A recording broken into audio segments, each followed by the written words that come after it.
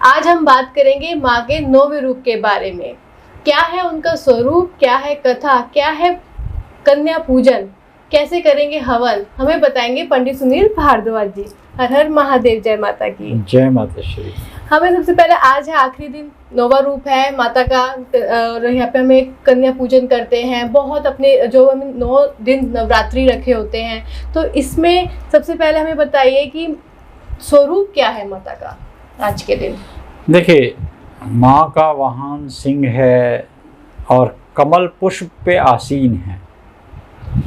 ये संकेत है कि यहाँ शांति है, सिद्धियाँ हैं, लौकिक अलौकिक माँ का सभी गुण हैं। अच्छा, इनके रूप का अगर वर्णन करें तो स्वर्ण वर्ण है। अब माँ का सीधे हाथ में एक में चक्र है और एक में गदा है। पीछे वाले हाथ में चक्र है और सामने वाले हाथ में गदा है, सीधे हाथ। उल्टे हाथ की तरफ की बात करते हैं, इसमें शंख है और कमल पुष्प है। तात्पर्य हुआ कि यहाँ पर जब शंख आ गया तो शांति का संकेत देता है। कमल पुष्प माँ का आसन भी है। ये रूप क्योंकि माँ की तपस्या पूर्ण हुई, अब इनके पास जो सिद्धियां मिली, जो शक्तियां उपार्जन हुई, यही सब देवताओं के पास पहुंची। ये स्वरूप देखने के लिए हर देवता तरसते हैं, क्योंकि इससे नवदुर्गाओं में सर्वश्रेष्ठ कहा गया है कि आप सिद्धिदात्री तक पहुंच गए। बहुत सारी सिद्धियां हैं इसमें। यहाँ पर लिखा है 18 प्रकार की अहिमा, महिमा, गरिमा, प्राप्ति, ये सब नाम हैं इनके।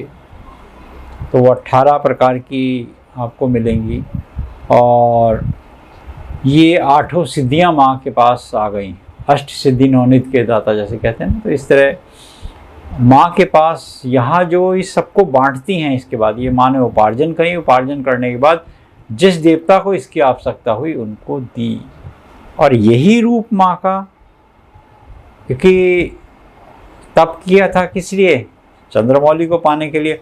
अर्धनारीश्वर भी कहलाई। आधा शरीर जिसमें देखेंगे आप शिव का और आधा शरीर माँ का, तो ये अर्धनारीश्वर के नाम से भी कहलाए। तो ये माँ की ये यहाँ पर बहुत ज़्यादा मन को भाने वाला स्वरूप है जी।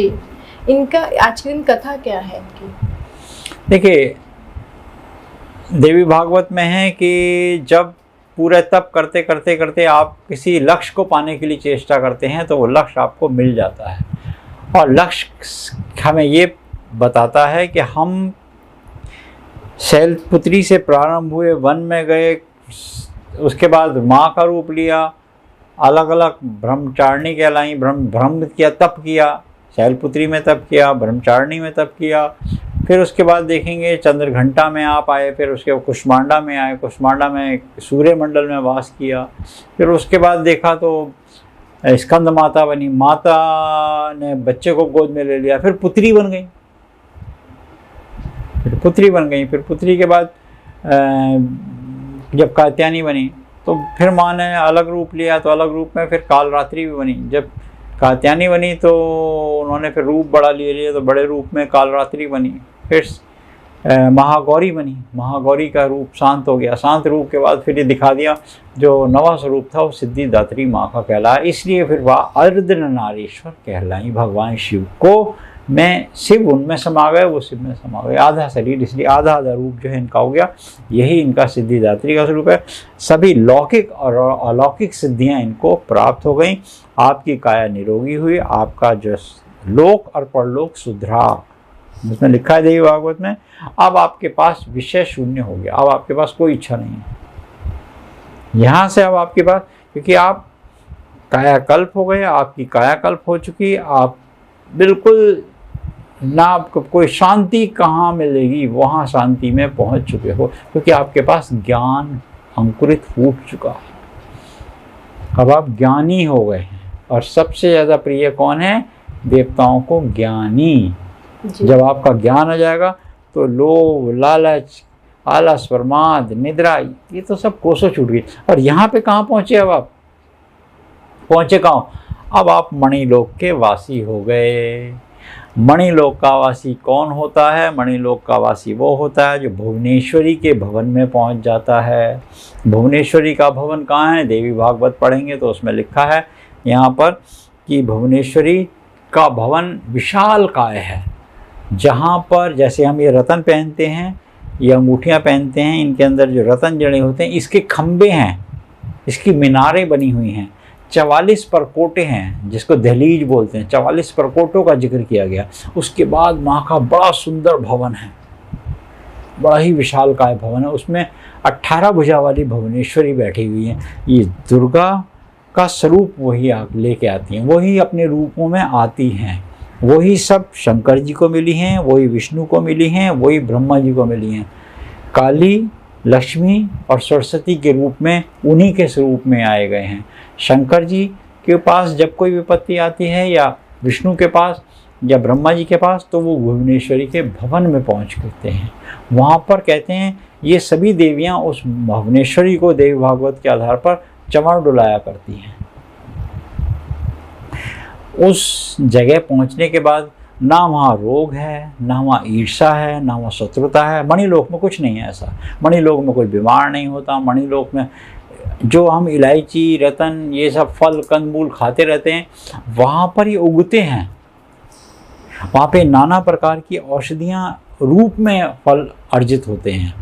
वहाँ पर किसी को भूख नहीं लगती, वहाँ कोई रोगी नहीं होता, वहाँ की अल्पायु नहीं होती, वहाँ पर कोई दुखी नहीं होता, कोई दरिद्रता किसी के पास नहीं होती। कोई भी आदमी वहाँ पर या कोई स्त्री, पुरुष, बच्चा, कोई भी किसी भी प्रकार के बंधनों में नहीं होता। वहाँ कोई झूठ का संबंध नहीं होता। वो माँ का मणिलोक है। उस मणिलोक का चिंतन देवी भागवत में लिखा है। जो व्यक्ति प्रातःकाल और संध्याकाल करता है, दरिद्रता उससे कोसों दूर चली जाती है।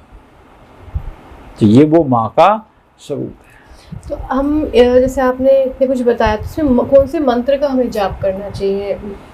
अब यहाँ पे आप सारे मंत्रों का जाप कर सकते हैं। अब आप जो है सर्वमंगल मांगल्ये शिवे सर्वार्थ साधिके शरण्ये त्र्यंबके गौरी नारायणी नमस्तुते। आज आप होम कीजिए, गायत्री गाइए। ओम भूर्भुवः स्वः तत्सवितुर्वरेण्यं भर्गो देवस्य धीमहि धियो न प्रचोदयात्। जब हवन में होम करेंगे तो स्वाहा कर दीजिए। आज आप हवन कीजिए।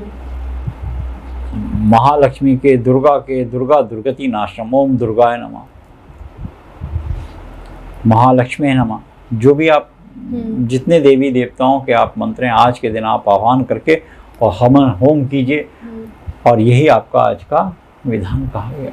अच्छा, तो आज के दिन जैसे हम कन्या पूजन करते हैं, तो उसके बारे में आप हमें बताइए। जो कन्या पूजन करते हैं, जो आपका नारियल रखा है, नारियल ले लीजिए, नारियल को छील लीजिए, नारियल छील के भोग लगाइए। जो हवन किया हवन में डालिए, हलवा पूड़ी भोग वहाँ पे लगाइए। उसके बाद कन्याओं को आह्वान कीजिए, कन्याओं को बुला के उत्तर और पूर्व की दिशा में बिठाइए, उनके चरण धोइए। चरण धोने के बाद उनके तिलक लगाइए, अक्षत लगाइए, साथ में उनके मोली बांधिए। मोली बांधने जो आप लाए हैं सामर्थ्य अनुसार वो उनको थालियों में परोसिए। जो श्रृंगार का सामान लाए हैं वो उनको दीजिए। विधिवत उनको भोग लगाइए। भोग लगाने के बाद प्रयास कीजिए कि उनको खिला सकें, और फिर एक साथ में लांगुर बिठाइए। तो ये अपने मन से भाव से कीजिए। जो कर सकते हैं तो बहुत अच्छा, जो नहीं कर सकते वो मानसिक रूप से भी कर सकते हैं। मनसा वाचा कर्मणा, कर्म से तो आप सेवा कीजिए।